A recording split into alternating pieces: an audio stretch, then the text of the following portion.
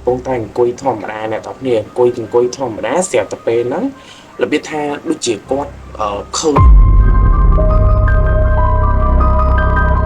បាទស្រីអ្នកទាំងគ្នាជួយជាមួយខ្ញុំសាកសម័យម្ដងទៀតហើយនិយាយទៅគឺរៀបបាត់យូរដែរអ្នកទាំងគ្នាមកទឹកនេះនិយាយទៅក្រោយពី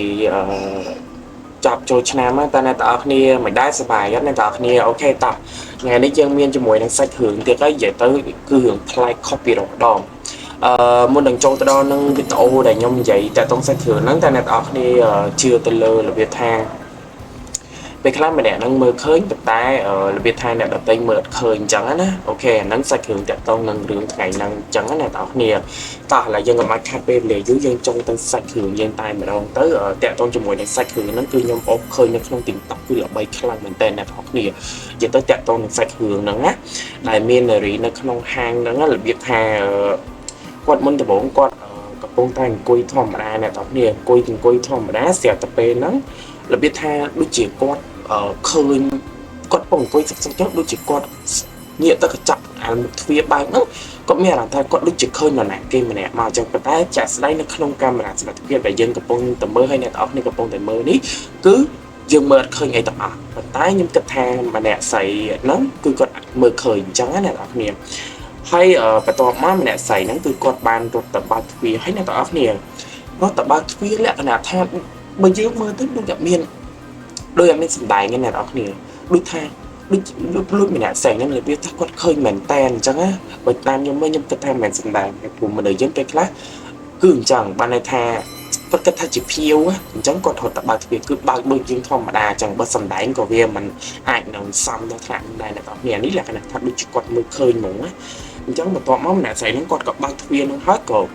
បិទទ្វារវិញបានន័យថាបើកឲ្យម្នាក់ដែលយើងមើលឃើញហ្នឹងឲ្យចូលមកអញ្ចឹងណាហើយបន្ទាប់មកហើយមើលទៅគាត់មានកាយប្រកាយអញ្ជើញម្នាក់ថាអូទៅទៅនេះទៅនោះទៅនេះមកមើលអីចឹងណាហើយមើលឃើញនិយាយមួយគ្នាចេញចោលទៅអូយាយមែនមានអារម្មណ៍ថាព្រឺខ្លាំងមែនតើណាហើយអ្នកនៅក្នុងខមមិនគាត់បានខមមិនថា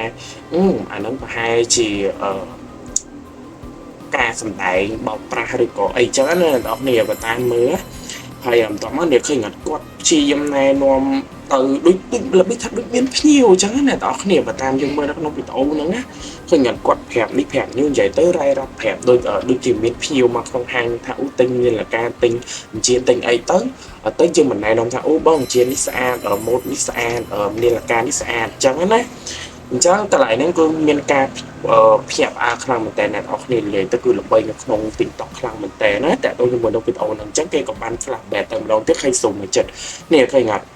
នេះឃើញគាត់ឆនិយាយឆអីចឹងទៅហើយនេះឃើញអត់នេះសំខាន់យកមានលការយកគ្រឿងយកអីមកឲ្យមើលទៅឲ្យតបមកមានម្នាក់ប្រុសដែលធ្វើការមួយគាត់អត់ដឹងឬក៏ម្ចាស់ហាងក៏មិនដឹងទេចេញមកប្រាប់គាត់ថាអញ្ចឹងនៅហ្នឹងអត់មានអាគេនៅទេហើយបងស្រីហ្នឹងគាត់របៀបថាគាត់ថាមានបន្ទាប់មកម្នាក់ប្រុសហ្នឹងគាត់ថាអត់មានទេហើយនេះគាត់ក៏បានព្យាយាមប្រាប់ដែរថានេះមិញហ្នឹងមានភ្ញៀវមកនៅមុខនេះហើយគាត់ឆនិយាយមួយគ្នាហើយម្នាក់ប្រុសហ្នឹងគាត់ក៏បានវាថាខអត់វាថាគាត់ថាអត់មានទេអត់មានអាគេនៅហ្នឹងទេអត់មានអាគេនៅហ្នឹងទេតែម្នាក់ស្រីហ្នឹងគាត់ព្យាយាមប្រាប់ថាមានអញ្ចឹងណាអូខេអ្នកនរគ្នាអញ្ចឹងនិយាយទៅ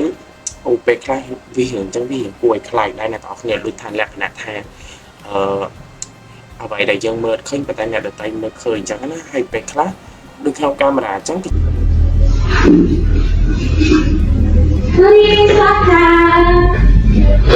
Saya bantu, saya apa? Kamu enggak sengaja.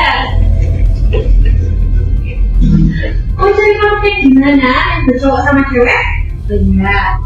Ini saya ada rekomendasi dari yang lain ya. Nah, ini lebih segar. Kalau yang ini lebih untuk ceweknya ya. Jadi cowok atau cewek?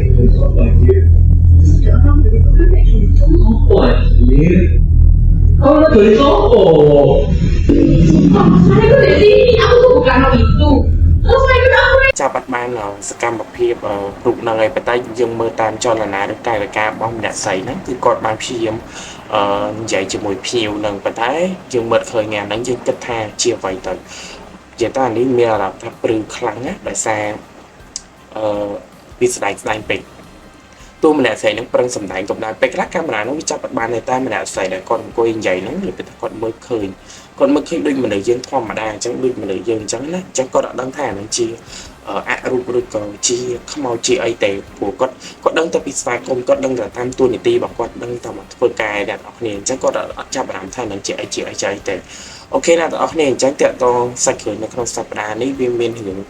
គួរឲ្យរន្ធត់ត្រង់នឹងដែរអ្នកនរគ្នាឧស្សាហ៍សម័យមើលបើយើងអង្គុយធ្វើការសុកស្រាប់តែយើងឃើញភៀវចូលមកយើងរត់ទៅបើកគ្នាប៉ាប់ស្រាប់តែឆែកកាមេរ៉ាមើលអង្គុយនិយាយមួយគ្នាឡើងមួយថ្ងៃស្រាប់តែឆែកកាមេរ៉ាមើលអត់ឃើញអញ្ចឹងអ្នកនរគ្នាគិតថាយ៉ាងម៉េចដែរគិតថានឹងមានអារម្មណ៍បែបណាឲ្យវាថាយើងឃើញមុនដំបូងយើងឃើញភៀវមកអញ្ចឹងយើងមិននិយាយមួយហើយស្រាប់តែសុកអ្នកកាន់កាមេរ៉ាគេប្រាប់ថាអត់មានអ្នកនិយាយមួយអ្នកគេទៅពេលតែឆែកកាមេរ៉ាប៉ាប់អត់មានឃើញនិយាយម្នាក់គេឃើញយើងនិយាយម្នាក់ឯងហើយវាថាយើងអង្គុយប្រយោគម្នាក់ឯងអញ្ចឹងអូខេអ្នកទាំងអស់គ្នាអញ្ចឹងតើតងជាមួយនឹងសាច់រឿងថ្ងៃហ្នឹងគឺមានតែប៉ុណ្្នឹងទេសង្ឃឹមថាអ្នកទាំងអស់គ្នានឹងចូលចិត្តហើយកុំភ្លេចជួយចុច like ខ្ញុំម្នាក់មួយផងហើយ subscribe ខ្ញុំម្នាក់មួយផងដើម្បីទទួលបានវីដេអូថ្មីៗជារៀងរាល់សប្តាហ៍អរគុណបាយបាយ